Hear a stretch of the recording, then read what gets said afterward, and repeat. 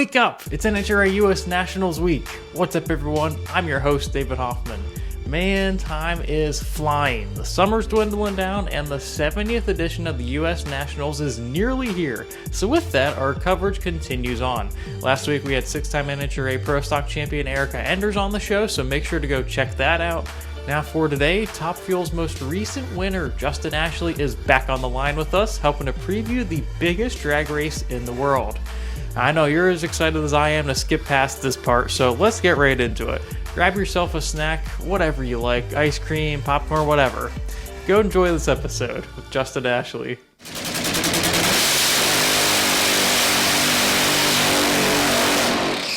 Well, I appreciate you taking the time, Justin. I know you got a little bit of a time off between Brainerd and then obviously Indy, but I've seen some drivers, maybe a couple are on vacation, others are working hard on their race cars, whatever it may be. But for you, what have you been, up to here recently? Well, really just preparing for Indy, more so than anything else. It's such a big race, so we want to make sure that we put our best foot forward. And the first time we had a brand new car in Brainerd, and obviously we had a really good experience. The car went down the racetrack more times than not, and certainly 4 times on Sunday. But it's only one race, so we really want to take what we can from that race, and we feel really good going into Indy. But we just want to make sure that we continue to apply it moving forward because we're looking big picture, and our focus is strictly on Indy and making sure that we're in the championship down the stretch. And obviously, we talked about Brainerd a little bit. To get that win after a tough last couple races and everything, just how important is a win like that to kind of help know that you're in the right position to go into Indy and then to go into the countdown as well? Yeah, it's critical. It really is because we struggled for a few races. I think we didn't perform up to our own expectations, but there is some context there. We were testing things, we were preparing things that we felt like were going to put us in a better position later on in the year.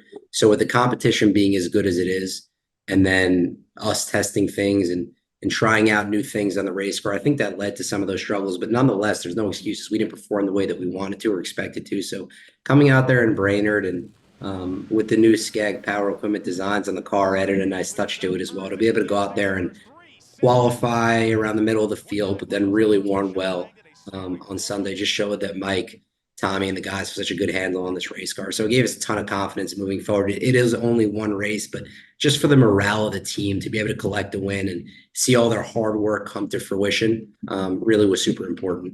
You kind of mentioned with tough last couple months. So was it mostly just trying different things slash just maybe it didn't work out? Or kind of what was going on there? Because I know I'm like when we talked to New England, I'm like, man, top of the points, everything else, and Yeah. then it just kind of went downhill from there for a little bit. I think it's a few things. I think, first of all, it speaks volumes of how good the competition is. I think in the past, the margin for error may have been a little bit wider, so we may have been able to get away with certain things in rounds that we lost this year. Maybe we would have won if they were rounds 5 or 10 years ago. So first of all, it's about the competition. But second of all, yeah, I think we just missed the mark, on some things. Certainly me as a driver and then us as a team, right? We win and lose together. I could have, if you asked me, I could have performed better in a lot of different areas. And it's never about the guys because the guys always do an awesome job. So I think we just fell short in certain areas. Like you said, testing certain things that maybe worked this time, but didn't work another time. Obviously, I think bringing out a new chassis from PBRC was super helpful with all of that. And I think provided us with a little bit more consistency and certainly, I think, put our program in a good position moving forward. But I think it was a combination of things, just us missing the mark here and there, and then obviously how good the competition is. That's funny. My wife and I were kind of relieved to see you win because it was like right after we talked to you in New England. Yeah. Then you lose first round there, lose first round next week. Next week, I'm like, is it us? Was it Did you we get guys? yeah, it was. It was a bad mojo, something. I don't know, but I'm Don't glad. worry, it wasn't you guys. We're good. All right, thank goodness. Yes. Clear. You could have a clear conscience. You can sleep again at night. It's okay. Oh, good. Let's just hope it doesn't go back again, like Yes. after this. Right. This kind of obviously U.S. Nationals coming up, huge, biggest race of the year for you guys. How would you describe that first time for you going there, as a driver and just everything that comes with, racing at the U.S. Nationals? Yeah, it's so prestigious. I think the first time I raced there was an alcohol dragster, probably in 2017. And I felt it then, but ever since then, when I returned there, especially now competing in Top Fuel at the highest level, it's always been a dream of mine to win there. Just like it's been a dream of mine or dream for so many different drivers to win there. The two things you really look at when you look at careers are how many times you've won a championship and how many times you've won Indy. So there's something about rolling in there. Competing at the U.S. Nationals, first and foremost, is a privilege. It's an honor. It's a really deep and really competitive field. So that's the first thing. Grateful for the opportunity just to be there. But the second thing is you have to make sure that you're clicking on all cylinders because this is your opportunity to kind of write your name in the history books and try and collectively as a team win an event that's different than any other event. It just feels different because of all the prestige that comes along with it. Being a U.S. Nationals champion is something that can never be taken away from you. My father won that race in funny car in 2007, and I was at the top end. And I remember thinking to myself, what a big deal it was back then. So now to kind of have the roles reversed a little bit and be able to win the U.S. Nationals, that would be an absolute dream come true. It's not going to be easy. The competition is going to be tough, but certainly, we feel pretty confident going into it. You kind of set up my next question. I was watching clips the other day and I saw 2007. I saw, yeah, at the top end, a young, long hair Justin Ashley. I'm like, I oh, knew the shoot. long hair thing was Yep. coming up. I wonder if he's going to mention the hair. Yeah, it's not coming back. Don't get excited. All right. It's a fun look. So for you, just how it's at that time, like what do you remember about that day and just, how your dad acted, how like, what it meant to him, Yeah, that was a unique event, not because it was only because it was Indy, but because he actually, it was the Eric Blake Faulkner Foundation. It was a stillborn child foundation that he had on the side of the race car. So they had a special paint scheme or special wrap. I think the car was painted, but I'm not entirely sure. And it was designed by Chip Foose. So all the money actually ended up going back to charity. That car was auctioned off at the Barrett Jackson auction, and all that money went to charity. So I think that was pretty cool. So that event was meaningful in a number of different ways. But I just remember going up for the finals, and I was at the top end, and they let me be at the top end, which was pretty neat because I was younger at that time. And I just remember thinking to myself, and I think I remember asking, like, how do you handle the pressure? Like, this is so important. It's such a big race. You're going for the final round. Win or lose is going to happen in under 5 seconds. How do you handle all that pressure? And I remember him telling me, Justin, you just got to do the same thing every time. You got to block everything out. None of that stuff matters. You just treat it the same as every other round. And he did. And from that point forward, that's something I've tried to emulate through the entirety of my career and kind of take that approach. But I just remember it being such a meaningful day. It was incredibly impactful both on and off the racetrack, but it was a combination of relief and excitement all wrapped into one. So that was a day I'll never forget. Obviously, my father and my family as well. You kind of mentioned it with the mental aspect and blocking stuff out. Just for a mental and both the physical aspect, how do you adjust to, just with your preparation specifically for Indy, just to because I've heard and talked to other people where they're like, it's so easy for drivers to psych themselves out, even though it's you're going through the same motions, but you end up psyching yourself out, and that could be the difference between winning or losing. Just for you, how do you kind of, I guess, block that out? I know it's the same thing like for other races, but it is Indy. Yeah, you try and treat it the same as you do every other race. I think that the mistake people make is the same mistake people make, and I'm guilty of it too, is changing your approach during the countdown, right? Is or like changing your approach during Indy. It's like, oh, I'm gonna do this differently, or I'm gonna be more focused than ever before. Forget all that, right? It's about, and it's much easier said than done, but it's about doing the same thing every time. You cannot treat Indy or treat the countdown any differently than you would any other race. And I mean, I suppose there's more pressure because it's the biggest race of them all, but you cannot control any of that. You can't control about what the car next to you does. You can't control, the circumstances or the weather. It's going to be what it's going to be. And all you can do is drive the very best that you can and try and take advantage of every opportunity that you have. So that's kind of where my focus is. My focus is on not making this bigger than it needs to be, being grateful for the opportunity to be there, being there for the first time as a part of the SCAG Racing and SCAG Power Equipment family and all the resources that they've been blessed to provide us with, and doing it with Mike, Tommy, Dustin, and the team that we have, taking that all in, soaking in the moment, and then letting the rest play itself out. As you've kind of gone from being, a fan to slash a son of a drag drag racer to now being in this position as a driver. Just how's your view on this event specifically maybe changed over the years?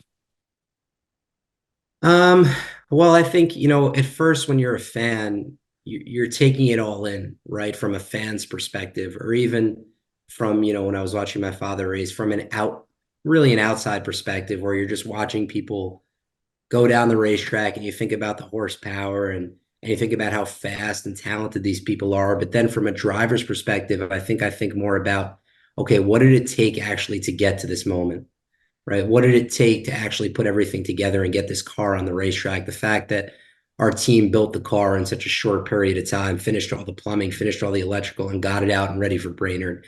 All the testing that we've done to get to this point, trying different things, the strategies that are involved, the late nights and the early mornings, the business side of things with Randy and Maria and the SCAG team and Toyota and Phillips and Kato and Mac Tools and Lucas and Impact and all the partners that allowed us to get to this point. So I think I look at it more, my perspective has changed, right? I look at it more as a whole and all the things and how they all come together and wrap into one for this one very special moment. And final few questions, heading into 70th edition, obviously it's a big number. You kind of touched on it a little bit coming off of Brainerd and everything. I guess what's the morale? How are you guys feeling this with preparation, everything else leading into a really big week? Yeah, we feel really good about it. It's a balancing act because we feel good and these races are hard to come by. They're really hard to win. So we've always stressed the importance of enjoying winning, but at the same time, once it's done, it's in the past. So for us, Brainerd is in the past now. We feel confident.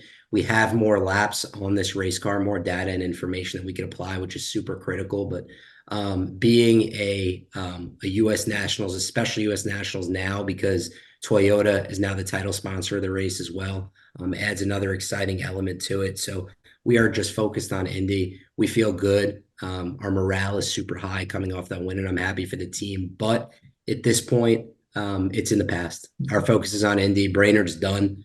We got to try and put our best foot forward there because this sport, I think I was talking to Tommy and Mike about it in the lounge maybe after the race, and we're just going through the weekend, and we were saying basically how humbling this sport is. You can go from hero to zero and vice versa so incredibly quickly. So, we're just doing our best to stay level-headed throughout everything. And final question, just obviously besides the driving parts, obviously that's the most fun, I'm sure. But it's with Indy, the tradition and everything else that comes around with that race. What are you kind of looking forward to maybe during the week or before you have to kind of put that driver suit and driver helmet on? Yeah, I think one of the actually unique things that I'm looking forward to is I don't know if anyone else is going, but I know that myself and Alexis DeJoria are going to go visit a local children's hospital on behalf of Toyota. We're doing a sort of show and tell, so I'm trying to decide what to bring. I think I'm probably going to bring my fire suit with me and talk a little bit about that. But just an opportunity to kind of give back to the community, if you will, in a small way. And obviously, it's the least we could do. But I love Alexis, and to be able to have the opportunity to do it with her, I think will be a lot of fun. So that's something I'm looking forward to. And then a lot of our team obviously is based in Indy, which means that their friends and family will be in attendance too. So I kind of get a kick out of seeing parents, aunts, uncles, cousins, everybody come out to the racetrack and be proud to be a part of the team. And that obviously, in addition to all our dealers and distributors that'll be there on behalf of SCAG. So all that wrapped into one, and the racing part too, right? That'll make for a fun weekend. Well, hopefully everything goes well over the weekend, and maybe you'll be hoisting a Wally. It'd be really cool. But I appreciate you taking the time, Justin, and good luck with everything, and good luck with the countdown as well. Appreciate it, David. Thank you. And thank you for everything that you're doing to cover the sport and motorsports in general. Appreciate that, man. I appreciate that. Hey, you have a good day.